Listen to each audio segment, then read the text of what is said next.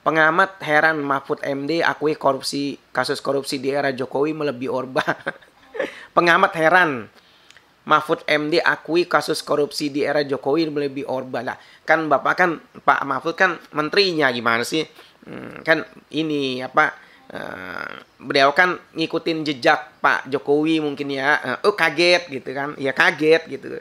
Ya kalau kaget-kagetan biasa sih aman gitu kan. Sama ketemu rakyat kaget gitu, ketemu macan kaget gitu kan.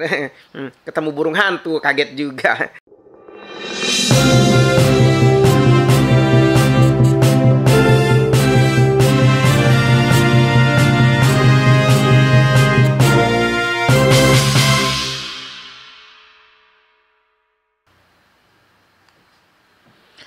Baik guys, assalamualaikum warahmatullahi wabarakatuh guys. Kembali lagi bersama saya orang lembur dari negeri antah berantah.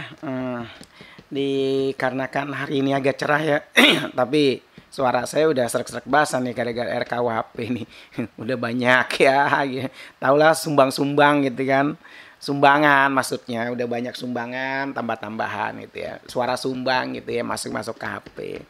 Ya, di zaman begini ya kita harus agak-agak maklum kan, karena kan kalau ketika bersuara kan sudah ada yang macem-macem, sudah ada RUU ITE, sudah ada RKUHP kan. Besok mungkin sudah ada gorengan di depan, tambah jeruji besi lagi ya. Berat ya. Jadi kalau yang nggak kuat kalau bicara gitu kan, kalau yang takut-takut gitu kan, tapi ilmunya tinggi ya mungkin bisa disalurkan gitu kan, mungkin bisa di WA ke kita atau apa beritanya begitu kan. Terus kalau ada yang ingin bersuara juga, ada bukti-bukti apa gitu ya, disalurkan aja ke kita ya, bisa nanti bisa di WA di kolom apa deskripsi ada tuh nomor WA-nya, bisa dikabarin ya kita. Terus atau kalau ya ada yang ya syukur-syukur kalau ada yang mau masang iklan ya alhamdulillah gitu kan, lumayan kan, barang 100.000 200.000 kan lumayan buat ongkos bensin.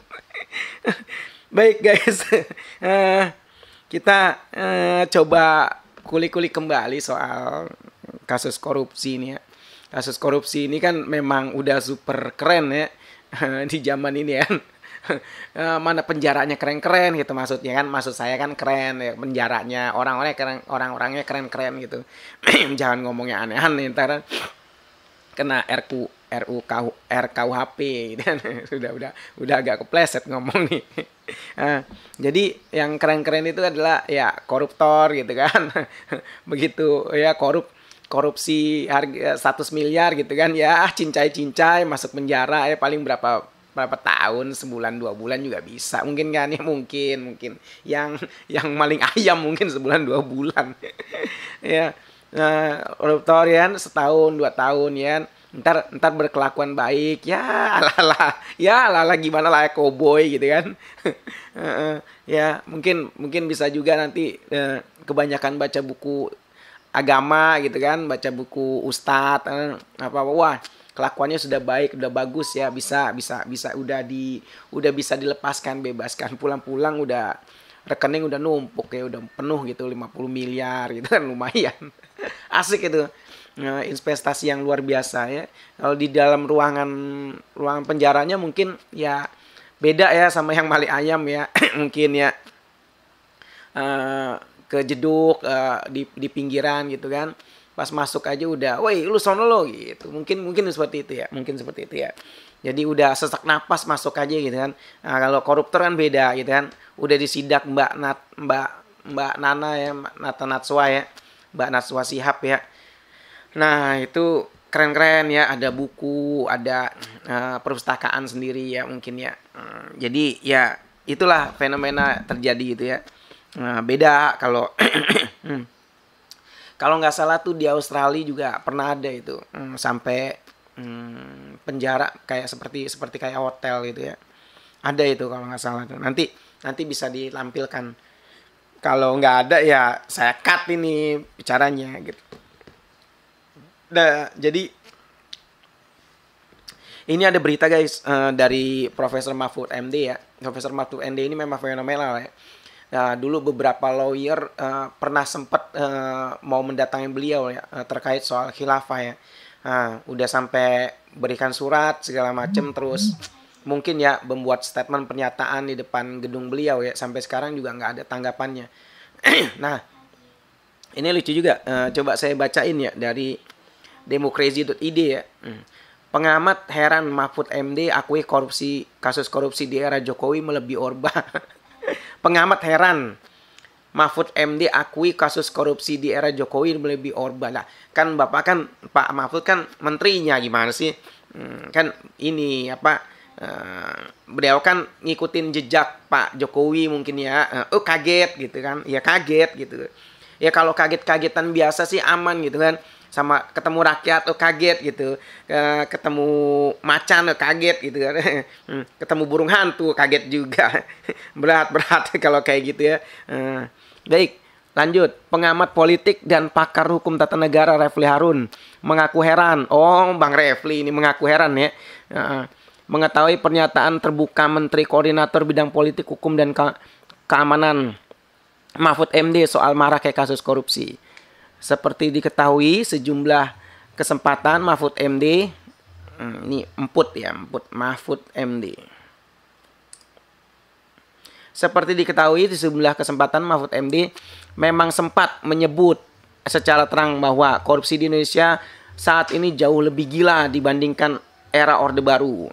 Refli pun mengungkap jika dirinya heran. Apalagi Mahfud MD yang notabene sebagai Menko Polhukam tentu membawai bidang yang terkait dengan pemberantasan korupsi. Lucu kan, jadinya orang dalam pemerintahan mengakui sendiri tapi dia menteri koordinator yang membawai terkait pemberantasan korupsi.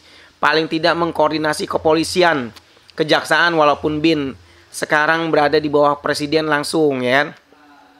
Dan tentu ini terkait dengan penegakan hukum karena justru Menko Polhukam mengatakan sendiri yang mengatakan korupsi sudah merajalela di segala penjuru kehidupan.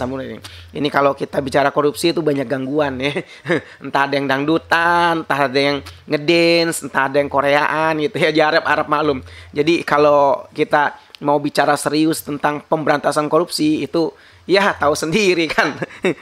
Ya maklum ya. Jadi anggap aja intermezzo atau anggap aja musik latar belakang ya. Ya. Baik, senada dengan yang disampaikan Mahfud MD, ia bahkan sudah terlanjur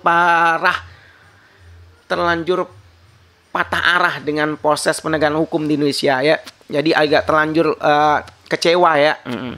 Kalau saya terus terang saja sudah kadung agak patah arah dengan proses penegakan hukum di negeri ini. Ujarnya ya, menurut Refli ya. Apalagi saat ini bisa dibilang seluruh lembaga pemerintahan sudah masuk pusaran kasus korupsi. Baik itu lembaga eksekutif, legislatif maupun yudikatif. Sepertinya semua ini korup baik eksekutif, legislatif maupun yudikatif. Bahkan sudah diakui sendiri oleh Mahfud MD. Mungkin kalau Bang Refli sebagai sekarang ya bukan pakar hukum tata negara ya, jadi YouTuber asli ya. Jadi mungkin YouTuber asli juga berbicara seperti itu ya. Beda halnya dengan orang yang udah dapat jabatan, itu beda kasus kan, ngomongnya beda. Mungkin ngomong A, ngomong B, ngomong C gitu kan. Nah, bukan ngomong D, ngomong E, ngomong F gitu ya. Silahkan tafsirkan sendiri yang mau mantau, yang mau apa ya tafsirkan sendiri kan, tafsir Anda sendiri bukan tafsir saya gitu kan. Apa itu ngomong A, ngomong B, ngomong C gitu kan. Ya harap maklum karena kan situasi sekarang ini ya kalau orang kalau enggak ngomongnya agak belok dikit ya wajar sendiri kan, kita kan niru-niru ya kan. Nah, presiden ketika diwawancara itu anunya langsung kabur gitu kan. Nah, biasa gitu kan. Karena kan kita kan sudah dicontohkan oleh pemimpin ya. Jadi besok mungkin kalau ada yang mau buat pesta, udah banyak pesta kan kemarin kan. Pesta-pesta pakai kereta kencana juga kan. Lumayan gitu kan. Rame gitu kan. Ada manusianya membludak, terus ada sampai itu juga ya, sampai rebutan makanan mungkin ya.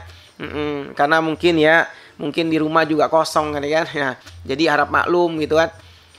Jadi yang mau buat pesta ya mikir-mikir gitu kan. Kalau dari statement saya nggak nyuruh kan, mikir-mikir, suruh mikir. Sama seperti Pak Bamsud sama Pak Lanyala ya. Kalau Pak Bamsud ngomong, ya saya kan cuma ngajak mikir gitu kan. Ya, silahkan. Ya baik guys, karena udah mati lampu ya, bukan mati ini ya, mati lampu ya. Sekian dulu dari saya. Wassalamualaikum warahmatullahi wabarakatuh.